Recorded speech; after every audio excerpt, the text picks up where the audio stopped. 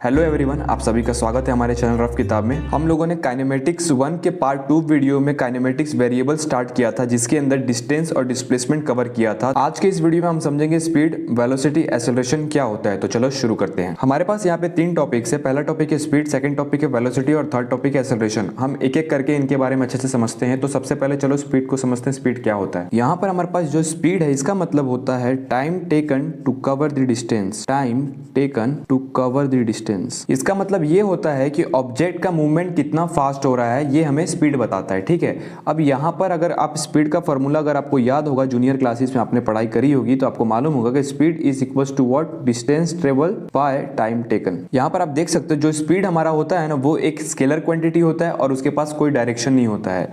ठीक है, तो स्पीड क्या है, हमारा स्केलर क्वांटिटी है। स्पीड के पास कोई भी डायरेक्शन नहीं होता, इसलिए ये एक स्केलर क्वांटिटी है। यहाँ पर हमारे पास एक एग्जाम्पल है जिसके हेल्प से हम स्पीड को समझेंगे। तो फॉर एग्जांपल यहाँ पर एक लड़का खड़ा है और उसकी स्पीड है 2 मीटर पर सेकंड। यहाँ पर आप देख सकते हो इस लड़के की स्पीड कितनी है, 2 मीटर पर सेकंड। अगर मैं आपसे पूछता हूँ कि 2 सेकंड में इस लड़के ने कितनी डिस्टेंस कवर करी होगी, तो देखो आपको मालूम होगा कि डिस्टेंस का जो फॉर्मूला होता है वो होता है स्पीड इंटू टाइम। ठीक है, स्पीड कितना है, 2 मीटर पर सेकंड। इसका मतलब क्या होता है 2 मीटर पर सेकंड, मतलब 2 मीटर हर 1 सेकंड में कवर कर रहा है। अगर आपके पास 2 मीटर पर सेकंड स्पीड है, तो मीटर पर सेकंड का मतलब होता है कि 2 मीटर हर 1 सेकंड में कवर कर रहा है। तो 2 सेकंड में कितना करेगा, तो 2 into 2 which is equal to 4 metre. Speed के पास सिर्फ और सिर्फ मैग्नीट्यूड होता है, उसके पास कोई डायरेक्शन नहीं होता। ठीक है, तो डायरेक्शन जो है स्पीड के पास नहीं होता, सिर्फ और सिर्फ क्या होता है, मैग्नीट्यूड होता है। इसलिए हम क्या कहेंगे कि ये लड़का 2 मीटर पर सेकंड से जा रहा है, लेकिन कहां जा रहा है वो हम इसके अंदर अभी नहीं कह सकते, क्योंकि ये स्पीड है। ठीक है, स्पीड के अंदर मैग्नीट्यूड के साथ जब आप डायरेक्शन ऐड करेंगे तो वहां पे आता है वेलोसिटी। वेलोसिटी क्या करता है, मैग्नीट्यूड के साथ साथ डायरेक्शन भी प्रोवाइड करता है, इसलिए उसका नाम वेलोसिटी पड़ा। ठीक है, अब हम समझेंगे एवरेज स्पीड क्या होता है। एवरेज स्पीड का मतलब होता है, जैसे फॉर एग्जांपल अगर ऑब्जेक्ट मान लो यहां से घूम के पूरा घूम के अगर यहाँ पे एक पॉइंट पे रुकता है, तो एवरेज स्पीड का मतलब एक ऐसा स्पीड जो कि एवरेज हो हर पॉइंट पे, उसको हम निकालने के लिए क्या करेंगे, एवरेज स्पीड का जो फॉर्मूला होता है पहले वो सीख लेते हैं कि total distance cover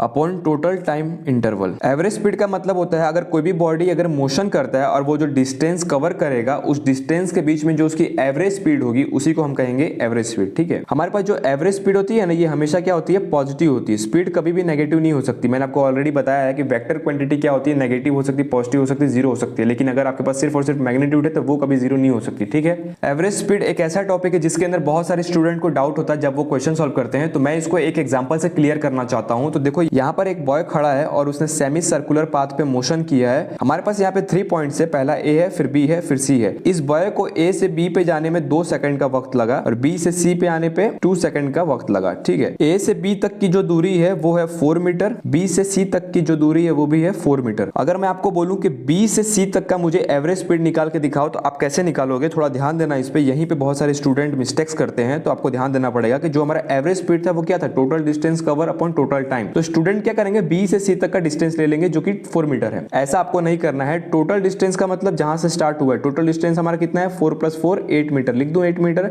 divide by total time. इसका मतलब इसको यहां से यहां आने में 2 सेकंड लगा और यहां से यहां आने में 2 सेकंड लगा, तो टोटल 4 सेकंड। तो कितना आ जाएगा, 2 मीटर पर सेकंड। अब देखो यहाँ पे बहुत सारे स्टूडेंट क्या करते हैं कि सारे वैल्यूज कैलकुलेशन में 4 मीटर और 2 सेकंड्स डाल के वो बी से सी तक का एवरेज स्पीड निकालते हैं। एवरेज स्पीड का मतलब होता है जहां से बॉडी स्टार्ट किया उसका total distance cover upon total time interval. जितना टाइम लगा उसको सी पॉइंट में आने के, बी से पहले वाला भी ऐड होगा। ये चीज का ध्यान रखना, तो आगे आपसे गलती नहीं होगी। एवरेज स्पीड बहुत ही ईजी है। आई होप आपको ये एवरेज स्पीड तो अब अच्छे से समझ में आया होगा कि क्या होता है। हमारे पास जो थर्ड टाइप्स ऑफ स्पीड है उसे कहते हैं इंस्टेंटेनियस स्पीड। इंस्टेंटेनियस, यहाँ पर जो इंस्टेंटेनियस स्पीड है इसका मतलब होता है किसी भी इंस्टेंट पे स्पीड निकालना। ठीक है, आपको एक पॉइंट दिया रहेगा, उस पॉइंट पे इंस्टेंट स्पीड निकालना आपको। ठीक है, तो वो कैसे निकालेंगे, देखो इंस्टेंटेनियस स्पीड निकालने के लिए हम क्या करेंगे, जो हमारा लिमिट होगा, लिमिट डेल्टा टेंड्स टू 0 और एवरेज स्पीड जो हमारा था delta S upon delta T is equal to ds/dt। यहाँ पे 2 पॉइंट से, पॉइंट ए और पॉइंट बी। ठीक है, यहाँ से ऑब्जेक्ट ने मोशन किया और मोशन करके पॉइंट बी पे पहुंच गया ऑब्जेक्ट। ठीक है, ये चीज कैसे बनकर ds/dt आई है, इस चीज को मैं इस एग्जांपल से आपको समझाऊंगा कि मान लो कि पॉइंट ए पे एक ऑब्जेक्ट है और ए से चल के कहाँ गया, पॉइंट बी पे गया, तो जो टोटल डिस्टेंस कवर किया मान लो वो x है। ठीक है, x पॉइंट ए से पॉइंट बी में जाने में इसको जो टाइम लगा वो डेल्टा टी है। ठीक है, यहाँ पर जो लिमिट देख रहे हो आप, limit delta T tends to 0 का मतलब होता है जो डेल्टा टी है हमारा, ये जो टाइम इंटरवल इंटरवल जो गैप दिख रहे हो आप, ये क्या कर रहा है, जीरो को अप्रोच कर रहा है। जीरो को अप्रोच कर रहा है मतलब जीरो वैल्यू तो नहीं है, लेकिन उसको अप्रोच कर रहा है, या तो एलएचएस से करेगा या तो आरएचएस से करेगा, मतलब अप्रोक्स जीरो के पास ही है लेकिन जीरो नहीं है। यहां पर जब delta T tends to zero करोगे तो ये जो गैप है ना डेल्टा टी इंटरवल का, ये बहुत ही छोटा हो जाएगा, एक पॉइंट की तरह हो जाएगा। और इसी पॉइंट पे अगर आपने वेलोसिटी निकाल दी तो उसी को क्या कहते हैं, इंस्टेंटेनियस वेलोसिटी। आपको समझ में आया होगा ये वाला कंसेप्ट लिमिट वाला, कि जब delta T tends to zero होगा, इसका मतलब जो डेल्टा टी का गैप है, इंटरवल है, वो बिल्कुल ही छोटा हो जाएगा, एक पॉइंट की तरह एक्ट करेगा। और उसी पॉइंट पे अगर आपने वेलोसिटी निकाल दिया तो उसे कहेंगे instantaneous velocity. Clear? I hope आपको समझ में आया होगा कि ये कैसे हो रहा है। हमारे पास जो सेकंड पॉइंट है वो है वेलोसिटी। वेलोसिटी क्या होता है, जब हमारे पास स्पीड आया ना, स्पीड के पास क्या था, सिर्फ और सिर्फ मैग्नीट्यूड था। तो स्पीड के अंदर जब हमने डायरेक्शन को ऐड कर दिया तो ये क्या बन गया, ये बन गया वेलोसिटी।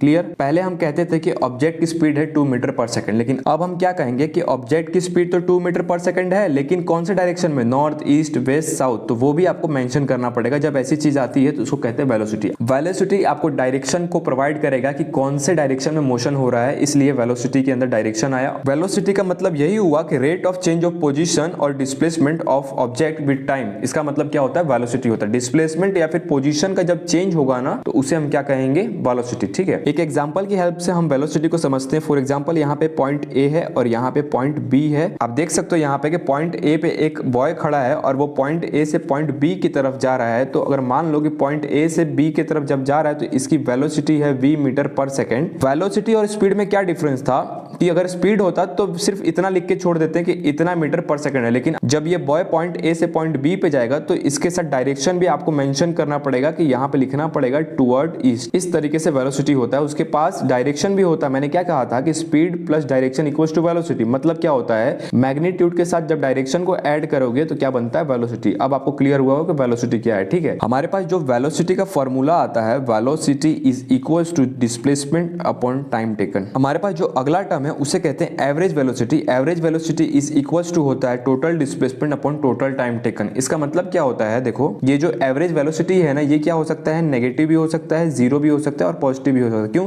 क्योंकि वेलोसिटी के पास डायरेक्शन है तो एवरेज वेलोसिटी के पास भी डायरेक्शन होगा। डायरेक्शन होगा तो वेक्टर होगा, और वेक्टर होगा तो vector can be negative, positive as well as zero. मतलब नेगेटिव भी हो सकता है, जीरो भी हो सकता है, पॉजिटिव हो सकता है। ठीक है, यहाँ पर अगर हम ग्राफ की हेल्प से इस एवरेज वेलोसिटी को समझते हैं तो किस तरीके से समझना, देखो फॉर एग्जांपल एक मैं ग्राफ बनाता हूँ कुछ इस तरीके से। यहाँ पर हमारे पास दो पोजीशन वेक्टर है। फॉर एग्जांपल पहला है r2 वेक्टर और दूसरा है r1 वेक्टर। हमारे पास जो एवरेज वेलोसिटी का फॉर्मूला था उसको हमने क्या लिखा, टोटल डिस्प्लेसमेंट। मतलब टोटल डिस्प्लेसमेंट जब पोजीशन वेक्टर के टर्म में आएगी तो मैंने आपको सिखाया था लास्ट वीडियो में कैसे लिखना, r2 cap minus r1 cap. इसको इस तरीके से लिख सकते हैं ना, वेक्टर के टर्म्स में r2 माइनस r1 लिख सकते हैं। ठीक है, और टाइम टेकन क्या होगा, t2 माइनस t1। ये जो पोजीशन वेक्टर होगा r1, इसका टाइम टेकन क्या होगा t1 और इसका r2 का क्या होगा t2। ये जो आप एरो देख रहे हो ये हमारे पास क्या आ जाएगा, ये हमारे पास आएगा delta r cap divide by delta T. तो ये जो हमारे पास डेल्टा आर आया वो हुआ चेंज इन पोजीशन वेक्टर, और ये जो डायरेक्शन आएगा इस तरीके से, इसे ही हम कहेंगे V average.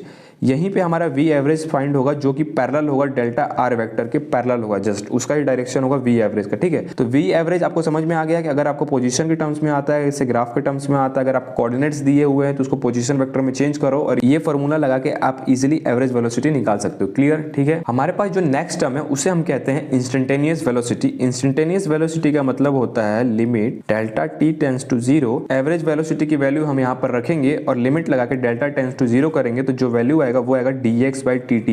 dx by dt और कुछ नहीं है, ये क्या है, डिस्प्लेसमेंट और टाइम ग्राफ का स्लोप है। फॉर एग्जांपल मान लो ये ग्राफ आपको दिया है, ये हो गया डिस्प्लेसमेंट और ये हो गया टाइम। ठीक है, डिस्प्लेसमेंट और टाइम का स्लोप क्या देता है, वेलोसिटी देता है। ठीक है, और डिस्टेंस और टाइम का स्लोप क्या देगा, स्पीड देगा। ठीक है, फॉर एग्जांपल मान लो ये कुछ ग्राफ इस तरीके से गया है और मैं कहता हूं पॉइंट ए पे मुझे इंस्टेंटेनियस वेलोसिटी निकाल के दो, तो क्या करोगे आप, मान लो कि ये पॉइंट ए है। ठीक है, तो यहां पे जो स्लोप होगा ना इसका कुछ इस तरीके से, वो क्या होगा dxa by dt। ये जो पोजीशन है वो x इक्वल्स टू a पे है। ठीक है, इस पॉइंट पे इंस्टेंटेनियस वेलोसिटी निकालना है तो क्या करोगे, dxa by dt। ये a क्या है, कुछ नहीं है, a इसका पोजीशन मैंने मेंशन किया है कि इस पोजीशन पे अगर आपको इंस्टेंटेनियस वेलोसिटी निकालना है तो कुछ इस तरीके से आपको निकालना होगा। ठीक है, इंस्टेंटेनियस का मतलब मैंने आपको पहले ही समझा दिया था कि delta t tends to zero का मतलब होता है जो डेल्टा t है, ये जो गैपिंग होता है ना एवरेज के बीच में, t2 माइनस t1 हम लिखते हैं। Delta t tends to zero का मतलब होता है ये जो इसकी डेल्टा t की वैल्यू होगी वो क्या करेगी, जीरो को अप्रोच करेगी, तो गैपिंग क्या होगी, एकदम एकदम पॉइंट जैसा होगा, ये गैप बिल्कुल कम हो जाएगा, एकदम पॉइंट जैसा होगा। तो उसी पॉइंट पे हम क्या कर रहे हैं, वेलोसिटी निकाल रहे हैं। ठीक है, आई होप आपको ये इंस्टेंटेनियस वेलोसिटी का कंसेप्ट क्लियर हुआ होगा। ठीक है, हमारा जो थर्ड टॉपिक है उसे कहते हैं एक्सेलरेशन। एक्सेलरेशन का मतलब क्या होता है, change in velocity is called acceleration. जब जब वेलोसिटी में चेंज होगा तो एक्सेलरेशन हमें देखने को मिलेगा। इसको चलो फिल करते हैं एक एग्जांपल से। फॉर एग्जांपल यहाँ पे मेरे पास एक ट्रैक्टर है और इसकी ट्रॉली है। ठीक है, एज्यूम करके चलो कि ये लड़का इस ट्रॉली के बीच में खड़ा है। इस एग्जांपल में आप देख सकते हो कि जो ट्रैक्टर है हमारा, अगर वो v1 स्पीड से आगे जा रहा है तो ये लड़का बीच में इसकी ट्रॉली में खड़ा है। ठीक है, अगर मान लो कि इस ट्रैक्टर ने अपनी वेलोसिटी को इंक्रीज कर दिया तो आपको फील आ रहा होगा कि जैसे ट्रैक्टर की वेलोसिटी नॉर्मल थी तो ये लड़का बीच में खड़ा था। जैसे ही इसने वेलोसिटी को इंक्रीज कर दिया, मतलब v1 को चेंज करके मान लो कि v2 कर दिया आगे चल के,